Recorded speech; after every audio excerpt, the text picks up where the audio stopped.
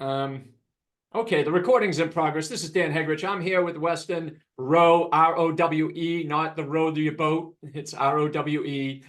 And Weston and I connected through a Facebook group. I think it was Animal-Based Tribe, or it was Argynnis Planet's Primal Diet. Which one? I honestly can't remember, man. One way or the other, though, we I linked think you're up. probably on both. So Yeah. in any case, it was a Facebook group that focus is on learning to eat more ancestral, if that's the right term, or non-industrial is a better word. Yeah. Because we really don't have a real great indication of what ancestral means in a true sense, because we can't go back and live that. But there are artifacts and things that point us in that direction, of course. But this podcast, Do the Cure, is all about turning our lives 180 degrees around and coming into our awareness and empowerment to make choices that actually brings us towards optimal health, healing, and transformation. That's what Do the Cure is. It does lean towards people that have been diagnosed with cancers or various chronic illnesses of modern living, which, of course, if you're living modernly, you're going to have some problems. And we want to try and reverse that process. And that's what I call the reversing of that process is Do the Cure. Now, here's an example for listeners, just for you and I to play with down the road, is if you have a thorn or a splinter in your thumb, you want to take it out. It's an object that's irritating. You want to take it out. And a lot of people that get diagnosed with cancer, the first thing they want to do is I want to take that out like it's a splinter, like it's an object. Just take it out. What they don't understand is that cancer in all chronic degenerative diseases are not an object that you just take out. You don't take out your heart and put another one in. It's a process, right? So it's the process of underlying what is the process. It comes back to how you're living and how you've been living and how your parents have been living and how culture's been living, how society validates disease dysfunction and delusion as normal. And Pilar Garasimo wrote a book called The Healthy Deviant, and she has a great term. I think you'll like it. She wrote in there, she says, we're living in an unhealthy default reality that's been created. I think that's perfectly well said. And so here we are, you and I set this up because you were fasting. You did a 5-day fast. And of course, it's not easy. It's not supposed to be easy. It's challenging. But then the benefits come. And after you fast, they come days, weeks, and sometimes a month later. You're like, wow, there's the benefit. And I think fasting is a very powerful tool that our genes need to express, just like anything else, like sunshine or any other natural stressor in nature, jumping in cold water or taking a hot bath or exercise. I think fasting is another expression of that. And I think we could dive into that today. And before that, I'd like you to, give people an idea of who Weston Rowe is, and your newborn baby's 1 month, and congratulations. And exciting news. And what was the turning point that got you into, also what was a turning point that got you to say, the hell with the unhealthy default reality? Sure. Yeah. So yeah, my name's Wes Rowe, and I'm 41, and I live here in Omaha, Nebraska, and work full time doing construction, and I have a family, I have a wife and a baby. Just had a baby December 26th, so got a little 7-week-old right now we're taking care of, so that's been fun. And yeah, so it's been kind of it's a long journey, like with anything. Like it always starts, I could go all the way back to childhood if you want, Yeah, the birth trauma. Oh yeah, exactly. Watching how your child came into the world was probably different than you did. So yeah, even before that, it's in vitro. It's in vitro. It's the trauma that my mom experienced, and things like, there's all sorts of stuff. You can get into family trauma, et cetera, et cetera. But to simplify it, let's go back to when I was about 35. That was when I started getting into the carnivore diet and started experimenting with that. And before that, when I was in my late 20s, I had there was like a couple seizures that had popped up. They're called atonic seizures, drop seizures, where I just kind of fell over. One where I shattered my jaw and 12 of my teeth in half, cracked my jaw in 3 places.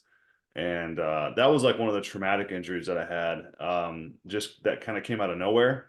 And also I just had, just sort of mild to moderate chronic stuff popping up here and there. I was at the very beginning stages, I believe, of like chronic diseases popping up in my late 20s and early 30s. And that was like fatigue, brain fog, lots of weird skin rashes, psoriasis, eczema, seborrheic dermatitis on my scalp, severe mood swings. All normal, like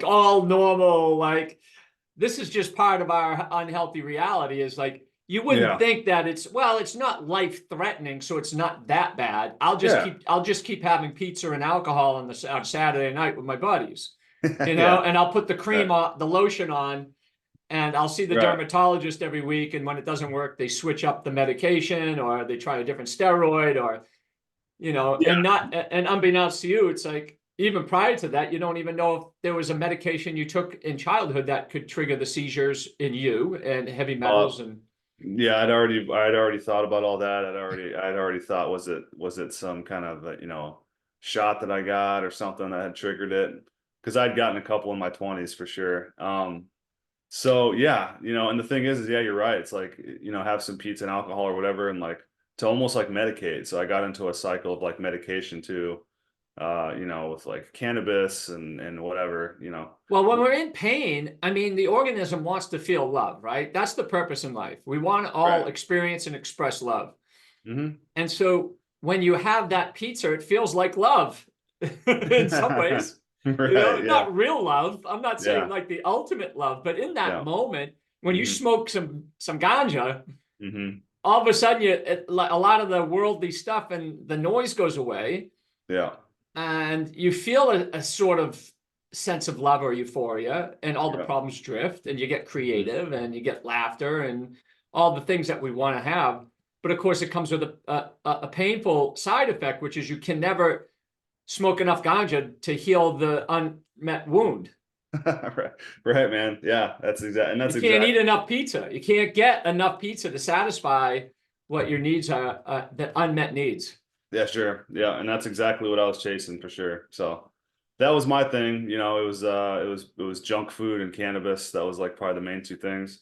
And I had obviously explored into different sort of drugs, off label and prescription drugs and all sorts of stuff, man, just to try to feel better and try to medicate what I thought was an issue that I had. And so I got to about 35, and just I wanted to turn things around. And I'd always had an instinct or an intuition to food and exercise in ways that I could kind of naturally feel better. So I'd sort of like honed that instinct also at the same time. So I was kind of doing that while I was also sort of polluting my body. So I had this weird kind of thing. All right. So that brings up the ultimate battle. Right. The battle between we know. Yeah. And the battle is we don't want to know. Or we want to avoid knowing. Right. Because that means and so you're dipping one toe in the other. That's the ultimate battle. For sure. The higher level, it's like the battle between the immortal self and the mortal self. Oh, for sure. It's just that battle that goes on in every human being. And that's why coaching people, I always do my best to say, you're the best expert in yourself. At least a lot of things that you're doing that are not in your best interest. And then you're doing 1 or 2 things that are. So, and so that 35, you're like, oh, maybe I got to win this battle instead of play the battle. Yep. Yeah. It had gotten to a point to where, the drugs stopped working, like the cannabis, it just stops working after a while. You can't smoke enough to catch the need that you need to fill without the cannabis. Right? No, you can't. You can't catch it. And so I got to that point, and I also started seeing like parts of my personality getting diminished to a certain point. And I was abusing a medicine. I think it is a powerful medicine that has applications, and I was abusing it. And I think when you abuse a medicine, it abuses you back. And so I was seeing some side effects, and it was affecting my social life, etc. So I wanted to basically just come completely sober and try to heal everything that I was experiencing through just nutrition and diet. So you're doing the cure. You're doing it. You know, Right. that's what we're saying is you're reversing the behaviors Yeah. and entering into the repressed emotions or the suppressed emotions, or in my case, it was emotional illiteracy. Hmm. You know, I didn't Yeah. know couldn't put words to what I was feeling. I don't even think I knew what I was feeling. Unless I was drinking, and then I could actually, have courage in a cup. Right. So, and then you move into beliefs about certain things, and now you're anchoring in on listening to that knower, the part of you that Hmm. has higher reasoning about certain things, and you're acting on it more than Hmm. not, and Hmm. you're reversing that ship. Now, were you with the woman you are with now at that time? No, no, I was single. And I had just met her actually about a year and a half ago. So that this whole journey sort of led to that, which has been pretty cool. But yeah, I just eventually I put everything away. But I didn't quit the cannabis yet. And then I saw that Dr. Sean Baker came out with this carnivore diet thing, and I thought that was really amazing that people could live off of just meat. And I've always been like an extreme guy, like I'm on one way or the other. I'm swinging one way or the other. So I'm on the extremes, and I'm thinking, well, let's just try it. Let's see what happens. So I tried that. But before that, the very first thing that triggered all of my dietary changes was I got a genetic test done, and it said that I had a celiac marker for celiac disease. Oh yeah.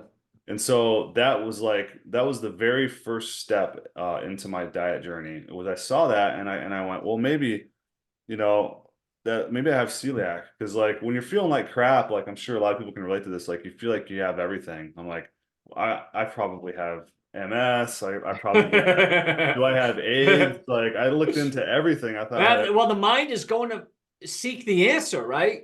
yeah, It wants to know how to get right, that splinter out of its finger, and if it can't pull it, it's going to try and find for sure. ways to do it. And so your mind was gratefully hyperactive in saying, I want to find solutions to this, Yeah, yeah, even and though it might be misguided because the mind was probably messed up. So the mind is misguiding you at times, but oh, it was turning into, yeah, it was getting a little neurotic, yeah, but right. luckily I found the celiac thing, and that is, if there's anything that I believe that I actually had, and we can get into maybe later on like what celiac actually is and what they say it is, but if there's anything that I say that I actually had that resembles a disease or a condition, it was probably celiac or non-celiac gluten sensitivity. Mm-hmm. And so I had all of the symptoms of that going on. And so I decided to quit gluten. That's the first thing I quit. And it like changed my life, completely changed my life.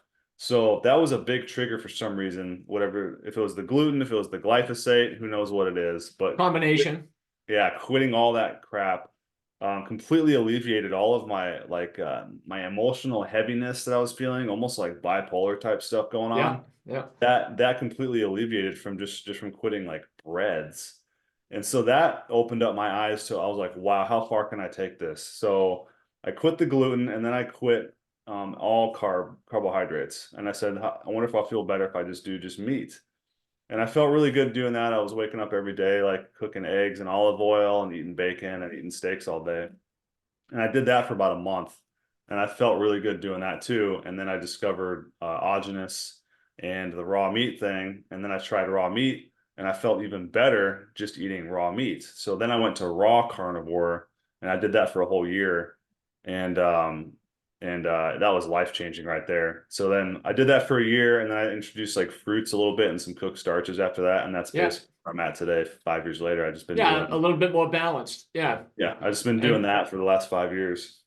all right, so let's talk about just touch base a little bit about what celiac is. It's supposed to be a genetic disorder where if you have any grains, essentially, it Hmm. causes severe inflammation in the intestinal tract, Yeah. right? And then you can get the small intestines can open up, and you can get leaky gut, and Hmm. then those proteins go into the blood and has a hyperimmune response, can actually lead to autoimmune problems Hmm. and various things like you were saying about your brain fog and even the seizures, right? Right. Yep. All those things can play a role in that. Hmm. And you were alluding to, was it the glyphosate that they use in commercial industry farming techniques as a desiccant to dehydrate the grain quicker and get more crop rotations, etc. And we know that glyphosate causes a lot of it chelates minerals, right?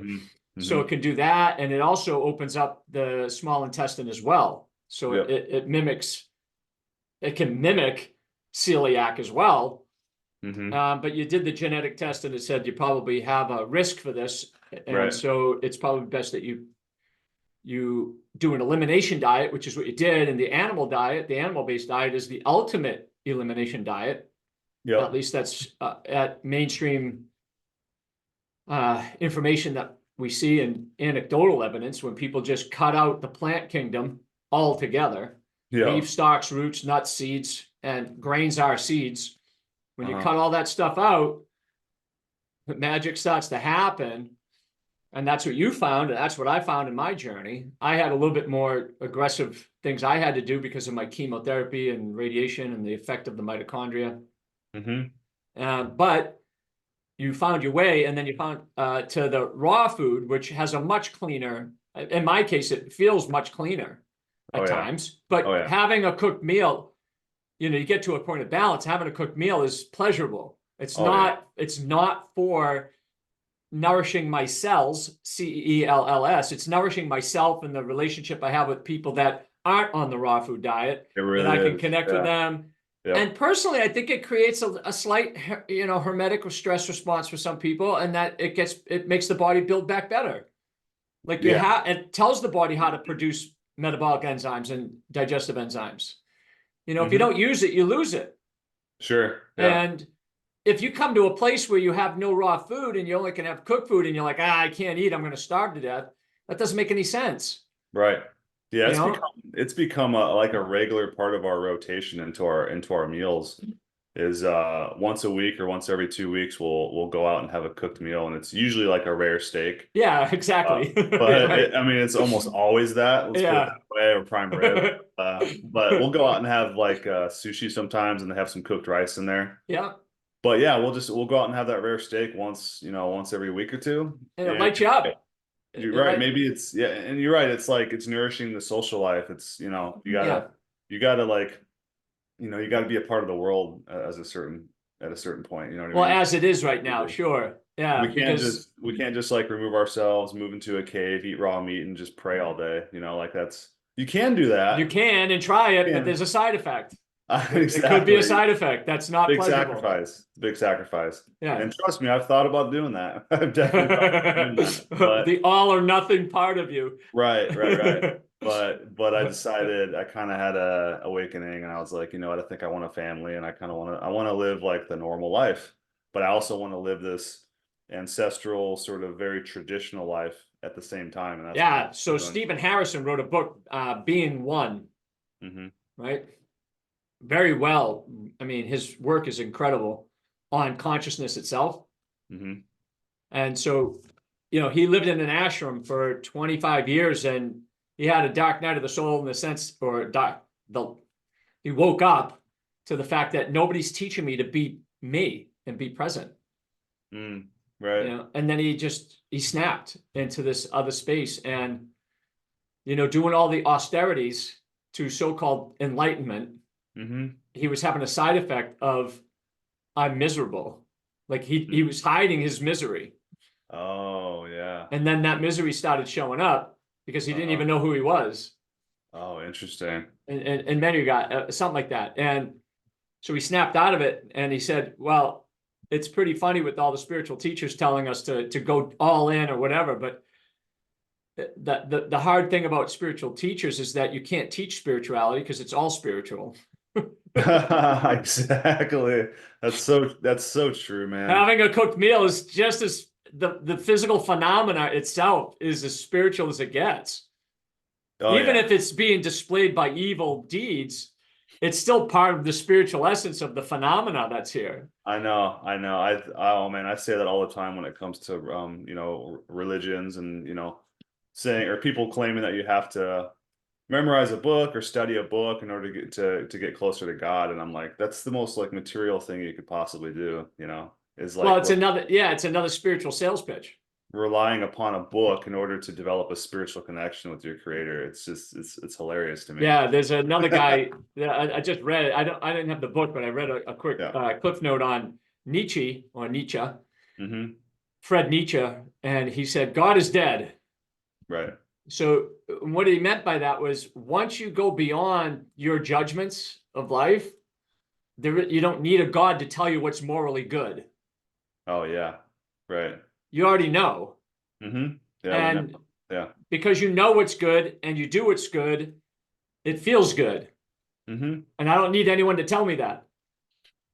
And so then he says, God is dead. And then I think someone sent him a t-shirt and says, Nietzsche is dead. And it said, quote, God. Oh, that's funny. Just as a paradoxical, I don't know what you want to call it, but that's pretty funny. It was really funny. So it's again, Stephen Harrison coming back to saying, the end of spiritual seeking ends right when it begins, which is what you're looking for is the one who is looking.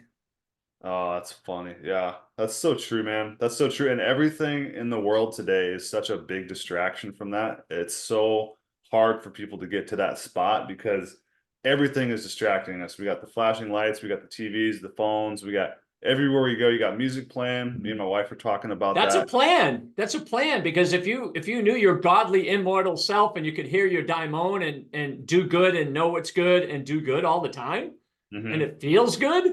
Yeah. Well, that's the end of government and religion. Oh, I know. I know. In pharmaceutical industries, and the unhealthy default reality will be threatened. And as you know, I believe that the whole economic structure is built on disease and dysfunction and delusion. So just take cancer as $1 trillion industry every year. You don't have any more cancer. What are all the oncologists and universities going to do? What about all the soda pop beverages that contribute to these problems and all the food industry? It's just the whole thing is intertwined and interconnected. I know. But I wanted to get back to something that you said about living an ordinary life. And Stephen Harrison said that the most challenging thing to do is to live an ordinary life and to live it extraordinary. Oh, yeah. And so what I heard you say is, I want to optimize living a great ordinary life, meaning my needs are met. I know what I like and I can engage in those things, but I know I don't have to go beyond that. Sure. And now I want to help other people live an extraordinary, ordinary life as well. Sure. Yeah. In some ways. And I know that you have a product line coming out, which is Rowe Naturals. ROWE naturals.com, right? It's rowenaturals.shop. .shop right now. And a little above to westonrow.com eventually. Yeah, I do. Yeah, I got that. I'm just not sure what to do with it yet. You're parking it. You're parking it for right now. Parked. And that there's a lot of people doing animal-based skincare products, such as self toothpaste. I know you saw you had some organic socks on there. Yep. And that's great because we need more people to have it in local areas and stuff like that. And if you get to go to a farmer's market, that would be ideal, right? Yeah, we got a couple here. We got a couple here in town, and that's the plan, man, for sure. Right. Even if you only have a couple of products, you can start taking orders. Yeah. Yeah, right? definitely. Just have an order sheet, and then that way they're paying for the farmer's market, whatever they charge you. It's not, you'll have money coming in to justify it, but then you'll have the seed money to actually get the product. Yeah, and it cuts out the shipping charges, which is cool too. Save everybody $5-10. Just buy directly from us. Yeah, and it's cool that you're doing a 4-ounce jar, because a lot of people do the 2-ounce jars only. Yeah. We noticed that a lot of people were doing 2-ounce jars, and people were buying 2 at a time. So we just said, let's just make a 4-ounce jar. Yeah, and you save them a little bit of money, and it's a little bit less laborious for you. It is, yeah. And so that's wise. That's great. Yeah. So back to I want to touch on if you don't mind, let's touch on fasting. And sure. What I know you just did a fast. Do you do regular fasting, or is this something you just said, I just do it when I feel like it? What's your understanding of fasting?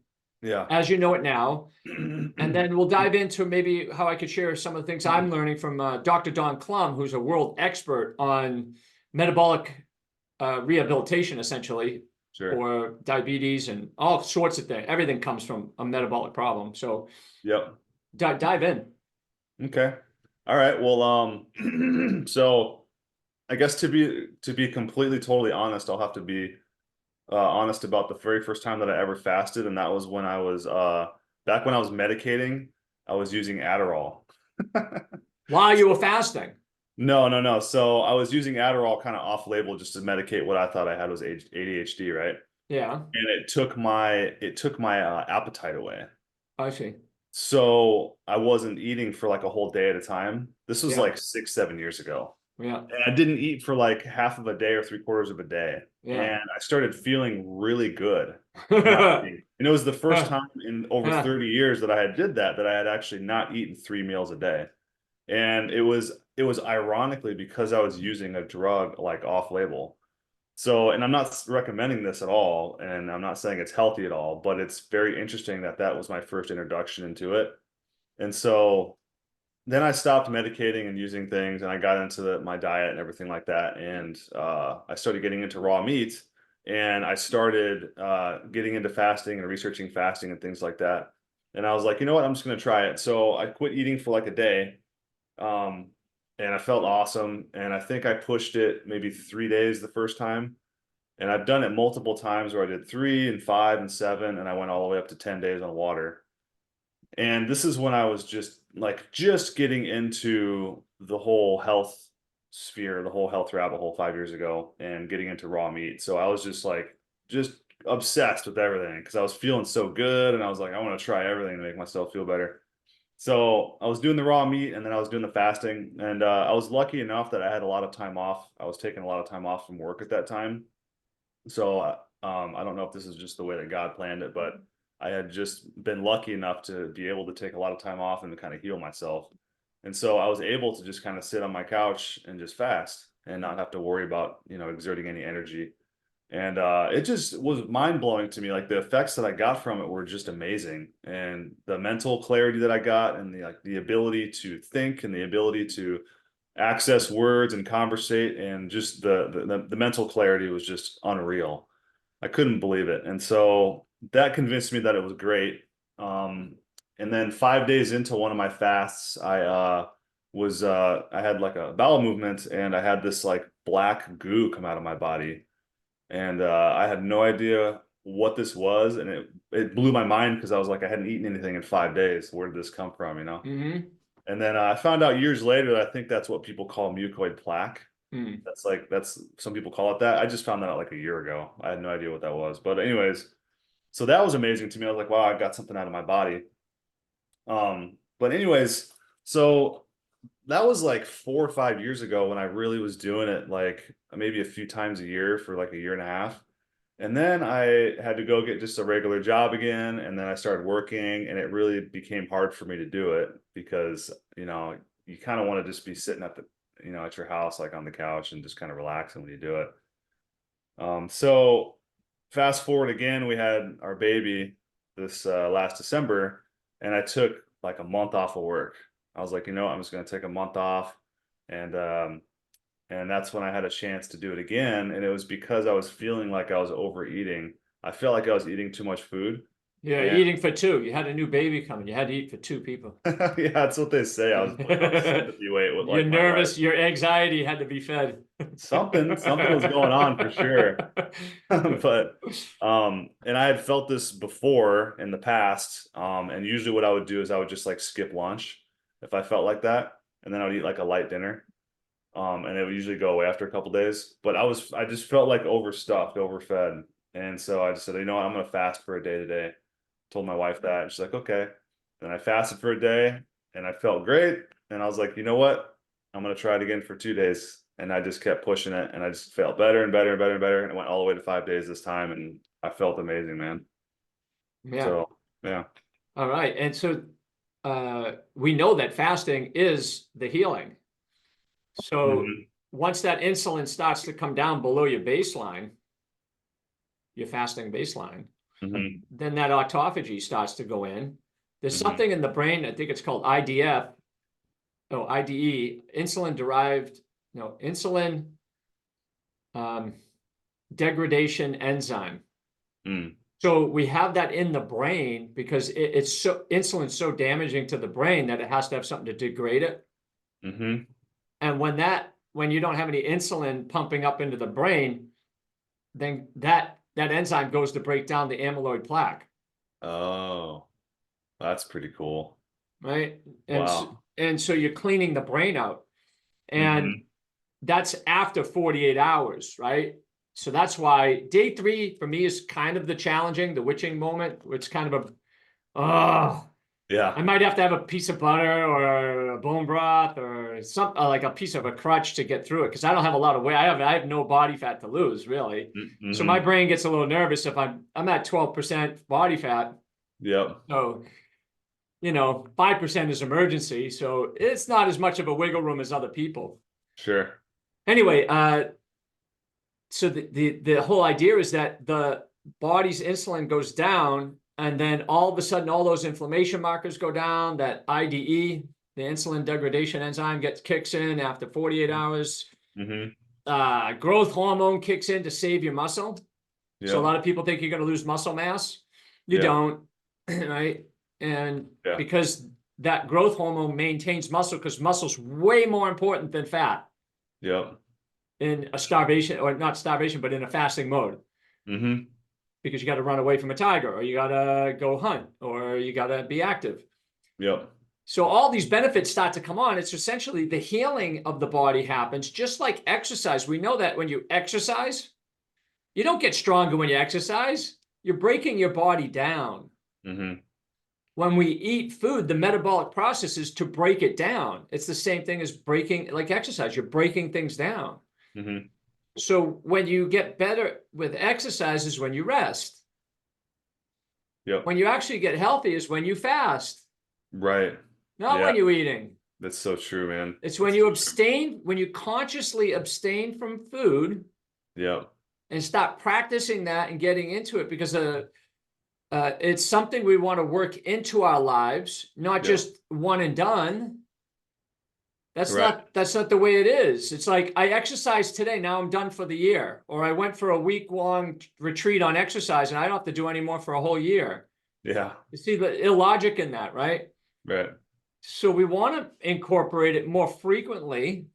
What's an example of that for me? Tomorrow I fast for a full day. I don't count hours as fasting. So if someone skips dinner, I don't count that fasting. I call that skipping the meal. It's, you just Right. skipped a meal.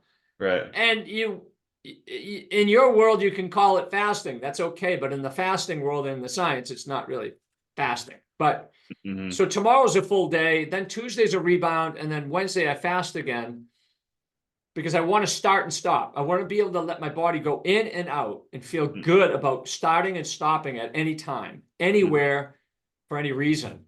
Mm-hmm. So I don't have to feel like I'm overstuffing myself to fast. I don't have to have I don't have to beat myself up and then fast. Right. I just want to start and stop. And then at the end of the month, I do 3 days. And that is sort of what I'm working with this month and building up so that in April, spring cleaning, I can do a longer fast. Mm-hmm. But it's part of my every week, every month, every season annual plan Mm-hmm. for making sure I get enough healing to Yep. offset the breaking down. Yep. And as we get older, we need more healing than breaking down because we don't do it as fast. We're not as good at it. Yep. And opening that up has been a very powerful way for me to heal so much, especially from the digestive tract, the Mm-hmm. lymphatic system, helping with the brain, and the Mm-hmm. ability to, like you were saying, is to speak clearly and have some clear thoughts, or even just the imagination starts to get pretty active of like, wow, what would it be like if I did this for 20 years? Yeah. I know. Like, what's my life going to be like? I can't even imagine that. Right. Right. And recently, I just, a number of weeks ago, I injured my hip. So I Mm-hmm. tore one of the hip labrum. And so the healing regime, the protocol was physical therapy, but also fasting even more better, because now that'll help with the cleaning up. Mm-hmm. And that means I have to keep my diet super clean so that when I fast, it's not cleaning up the mess from a bad diet. Mm-hmm. So, so I'm really jazzed that you're starting to introduce this, and obviously your wife is not going to be able to fast until a couple of years after breastfeeding, or after breastfeeding and all that stuff. But Yep. it just means eat really clean and eat substantially. Yep. Yep. And That's the plan for sure. I'm gonna have to, because my job right now is basically pretty intense labor at this point, since I got to go out and make the money for the wife and the baby now. So I'm doing some pretty hard work, but it's paying me better. So, but yeah, it's going to be hard for me to fast probably while I'm doing that type of stuff. But I'll have to take some just time off of work, and which I I think do. if you do the rotational functional fasting, you'll find that you can start to work it into just even doing hard labor. Just doing like one day on, one day off like that. Yeah, or just rotate it. Oh, I'm going to do one day on, and even when you're working, it'll stimulate the fasting even faster, right? Because you're burning energy. I could definitely do that. I feel like that almost every day, like, because I've been eating I've eaten thousands of pounds of raw meat over the last 5 years, and Sure. I feel like almost every day, like I could fast. It's just like I'm putting that much nutrient dense, food into my body constantly, that I feel like I always have enough going on, and I always have a nice amount of body fat, like a little bit of stockiness. I'm like, I could do it whenever I want. So yeah, it's something I might experiment around with. Well, But now like, because then you're challenging your system and your mind, right. that you can actually do it even in hard labor. And it's also sort of like it's almost like I don't know if you'd call it like a reverse discipline, but like I'm an all or nothing type of guy, and like if I want to fast, I want to go 5 days. So it would be like reversing that, going, I'm just gonna fast for one day. That would be That's like, why I'm doing it as well, because I think a lot of times fasting longer for 5 days is easier than just one day, it or is. even just having one meal a day. It for sure is, yeah, because like you get that, It it's shuts just, off. The appetite shuts off. I mean, completely after 3 days. I feel everything working and scrubbing yep, and cleaning, yeah. gurgling, and I'm like, I don't want it. I mean, I could eat, but I don't want to eat. I'm not hungry. I know, yeah, it is easier for sure. It's funny how that works. Yeah. Yeah. And then, so now you just know a part of yourself that you can actually get more control over. Yeah, and it just amazes me when you get when I bring this stuff up online, especially if you bring this stuff up among the primal diet community with autogenous fungal planets, because he was very much, 99% against fasting. He said your red blood cells start cannibalizing each other. He says blah blah blah. You don't need to do it. And my theory on that is that a lot of his diet plan was it was designed for people with diseases of toxicity, modern toxicity, chemical pollution in our air, water, medication, etc. So his whole thing was putting on a bunch of body fat on people, Right. and then you absorb the toxicity into the body fat, and then you slowly shed that off in cycles.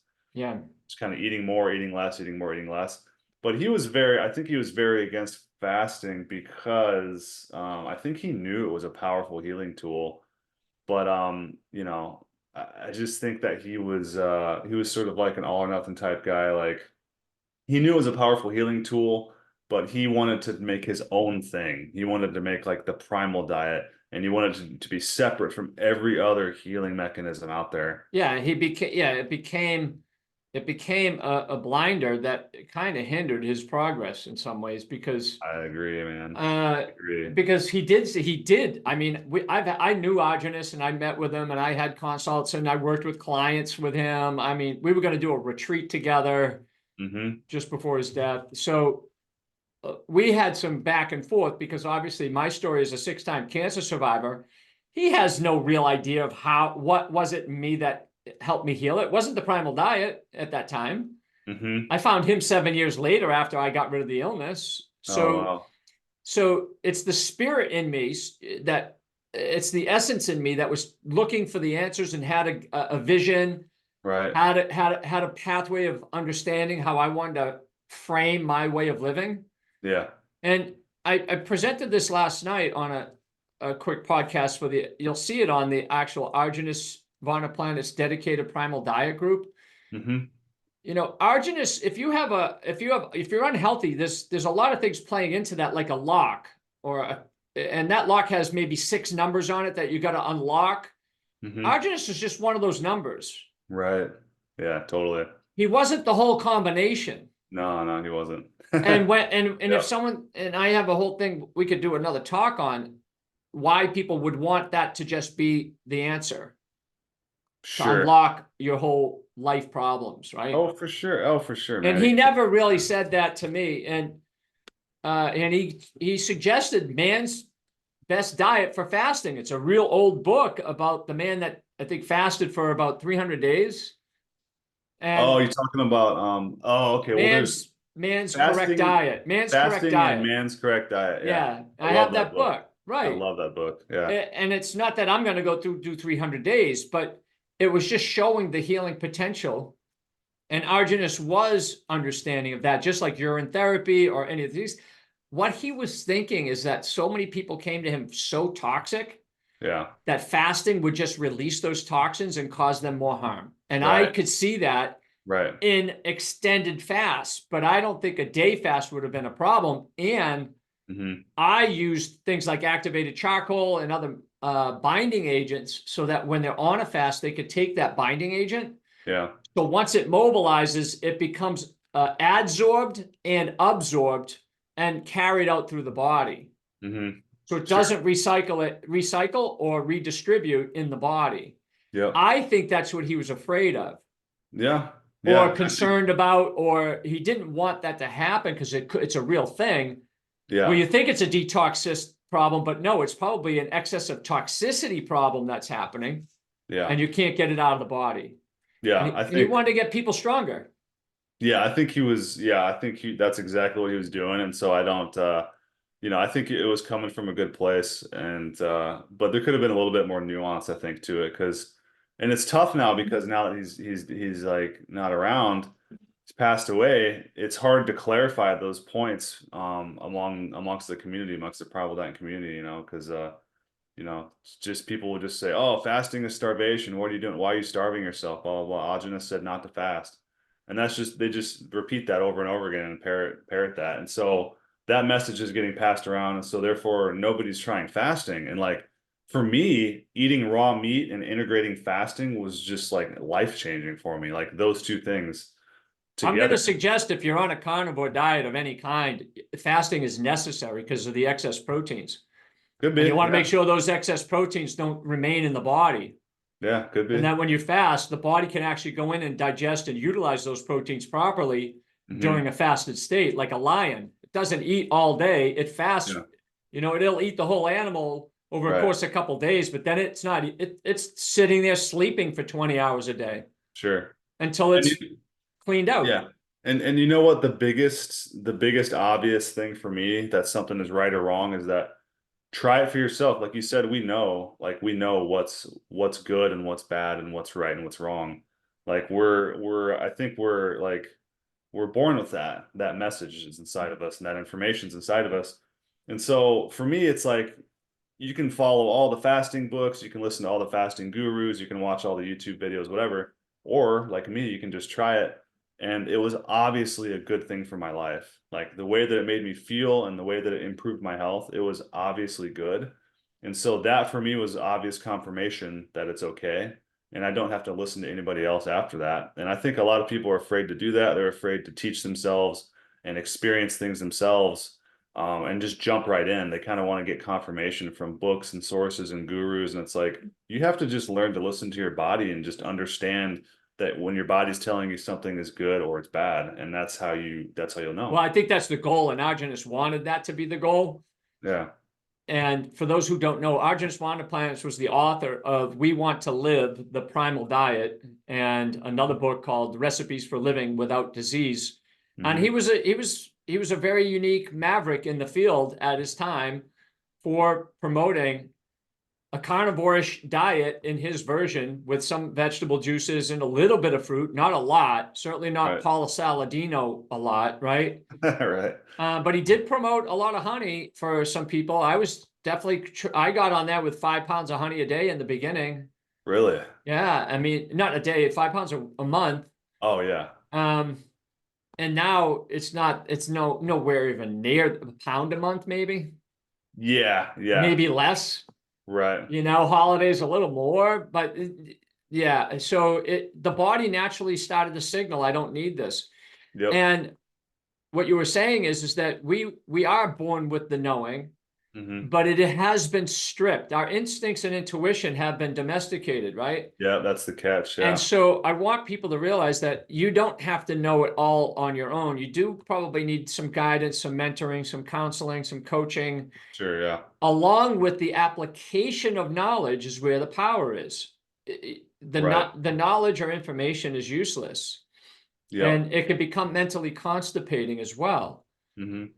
So you have to take the information in, you got to digest it, assimilate it, and you got to actually excrete the stuff that you're not ready for, or it doesn't Hmm. make sense to you, and you just let that stuff go and keep finding your way to creating the vision that you have for your own health and well-being in your life. And Yeah. Arjun I think, as he got more pressure from political parties and people, I think he was just getting angrier at the Yeah. way it was going. Oh yeah. And I think that was his competitive personality was definitely becoming too active. So Uh-huh. kind of like the thing that gets him in the end is your personality Yeah. for, Yeah. for some The people. the ego. Yes, yeah. We all have blind spots, but if you don't think you have a blind spot, that's your problem, Right. Exactly. And that's what I right? tell And I people think that's what all the happened time. to him is that he didn't think he had a blind spot. For sure. Um, Yeah. and even Ram Dass, the great yogi, right? He had a blind spot until he had a stroke or something like that. And he said, "Oh, okay, all right. Right. I guess I'm human and humbled now." Oh, I know. Yeah, I've said that. I've said that those exact same words so many times over the years. I said even the greatest geniuses in the world always have a blind spot. It doesn't matter who it is. You Like just got to know even if you don't know what the blind spot is, you just have to know you have a blind spot. exactly. And Yeah. you'll know that if you know I have some of my best friends are really, really intelligent people. I'd say genius or near genius guys that I know personally. And yeah, they all have blind spots. And so do I. It's like we all have them, Yeah, it's man. part of the human game. It is. You can't know everything. You can't be a perfect No, thinker. You can't be a perfect, we spiritual strive for excellence, but on the way to perfection. for sure. And so I think that's so important when you're following a guru or a teacher, man, to understand that. Well, But then you're bringing it up because we have like 8 minutes left, and I think this is an important thing, is because we hear this thing about nutritional dogma or even lifestyle dogma or exercise dogmas and all this stuff. mhm, And what happens is that people that are vulnerable because they want to feel better, they want to be better, they want to perform better for whatever reason, sure. they become attached to a certain person's way. And that Mhm, person could be charismatic, or the girl could have a nice butt and the girl likes that, whatever our vulnerability is, yeah. you latch on and you attach to it. But I think it's more of an unconscious psychological thing that's happening that Gabor Mate points out in his own special way through his book, The Myth of Normal, Mhm, which he says that we are all come into this world with the need and desire and yearning to be authentic. And of course, children are authentic, straight up. But they also have a need to survive, and that means they have to attach to their caregiver. mhm, So we have a battle between attachment and authenticity. mhm. Now, if you're brought into an environment where your authenticity was shamed, you will sacrifice that authenticity to make sure you get fed. Right. Yep. And so that attachment problem, that you don't have attachment anymore, can be seen in people following a dogmatic pathway. Right. I'm looking for an attachment to this person because I didn't get that attachment needs met when I was younger. Oh, yeah, that's And dude. I'm losing my authentic self, so I don't know what my intuition instinct says. I'm not paying attention to what my body messages are. That's oh man, that's I'm yeah. coming up with saying to the guru saying, "This is coming up. Tell me what I need to do." That's so, man. I've had those exact same revelations, but just in my own different way. I always presumed that people that were obsessive and dogmatic about autogenous thunder planets potentially possibly didn't have a father figure in their life. Yeah, So that was what, and I'd kind of seen examples of that too, or broken families who just didn't have a good, strong male role model. So I think that's kind of what, kind of what you're talking about a little bit. yeah. It's just it's a need. And as adults, we have to meet that need for ourselves Mm-hmm. and have to learn to put our intuition and instincts online, which has been systemically and meticulously put offline Sure. in the unhealthy default reality. Mm-hmm. Right? Because if your instincts and intuition is on, your instinct is not to have a donut and coffee every day and call it breakfast. Mm-hmm. Your instincts would be, the smell of that place would, you'd be like, that ain't for me. Mm-hmm. That would be your instincts, and your intuition would be really ripe in terms of the people you hang out with. Sure. Right. So, but that's offline. And that unhealthy default reality is programming us to live in a certain way that is pretty much opposite or against our instincts and intuition. 100% agree, man. And our vulnerability for attachment and authenticity is really being played out, or the battle between our immortal self and our mortal self is playing out. And I think fasting, personally, is one of the most powerful ways to start to get back into intuition and instincts. Agree. 100% agree. And I think that's why it's a big part of a lot of spiritual practices for thousands of years. There's like, they can't all be wrong. There's no way. It's no way. I mean, it's possible, but it's just totally improbable, you know? I think the best way to determine that, like you said, is to practice it and start getting and feeling into that practice. And remember, when you're practicing something new, there's always going to be a learning curve inside of that, because the addictive pathways and the seeing yourself for who you really are. Some people don't want to see that. And then you have to be responsible now if you do see it. Like, oh, I'm responsible now. Yeah. Well, if you want, the more freedom you want in your life, the more responsibility you have to take. Yep. The more health you want in your life, which health is freedom, the freedom to move about the earth in a certain way, right? Yep. In any way you want, and for enjoyment or for sport or leisure activity, that's freedom. But you're going to have to earn that through personal responsibility for your health. If you want financial health or wealth, again, that is another expression of financial responsibility or personal responsibility, that the freedom that money can bring you, or resources to support how you want to live, is a source of responsibility. And of course, love is the ultimate expression of freedom. If it's not expressing freedom, then it's certainly not love. Right? If you really think about it. And so you're enslaved by your mind, or you use your love to use your mind to create the health, wealth, and love in your life that you want. And so the ultimate expression of wanting to eat better is to express more freedom. Would you agree? I agree, man. It's very, very well said. Right. And not to complicate your life with the way society has been set up, that's success and that's the way we're supposed to live. And remember, folks, this is coming into me, is that, wealth development is not how much money you have. That's really not the essence. It's how you take your creative inspirations, turn it into a valuable product or service that other people can value and enhance the quality of their life.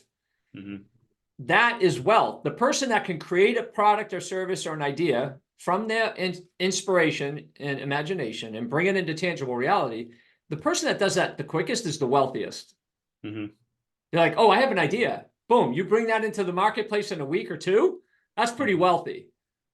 And that other people can value and add value and quality to that other person's life. That's really the simple part about wealth.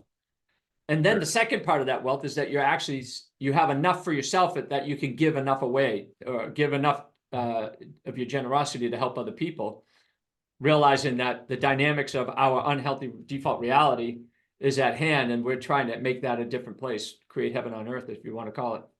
Sure. Yeah, it's beautiful. All right. Anything, any last things you want to tell someone about Weston Row or fasting or?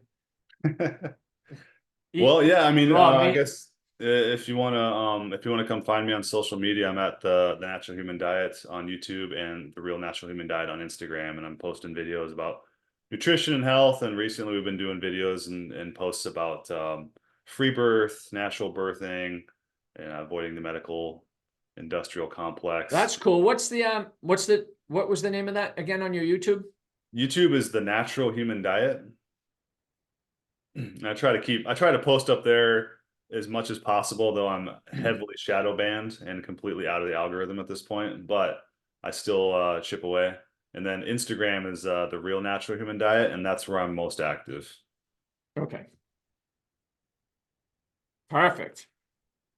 I'll So, be yeah. sure to put those links. I'll be sure to put those links into the show notes or the podcast notes, whatever that means. I'm not very good at administrative stuff, so everyone, I apologize for that, but maybe this year things will be changing, so, and improving with the help and blessings of others. Weston, it's an absolute blessing to connect with you, and I look forward to connecting you again, indirectly or directly. You know, it'll be wonderful to hear how your baby's turning out and how quickly they Sure, anytime, man. You just let me know when you want to do it again, man. and certainly if I'm ever in Nebraska, Nebraska, we're having a steak. 100%, dude. 100%. Yeah, it's a Sounds testicle. The testicle, man, that was a Yeah. big testicle, dude. Oh It's yeah. and people are so scared about it because you're gay. I know. You know, I it's know. like, dude, it's fat. There's no taste to them. Yeah, I There's know. literally almost no taste. Yeah, I know. I know. Literally. It's funny. You know, I mean, liver and kidney's even harsher than testicle. Oh yeah, kidney's brutal for sure. compared Kidney's to- much tougher. Uh-huh. Oh my. All right. Blessings to you, buddy. Yep. All right, take care. buddy. See ya. Yeah.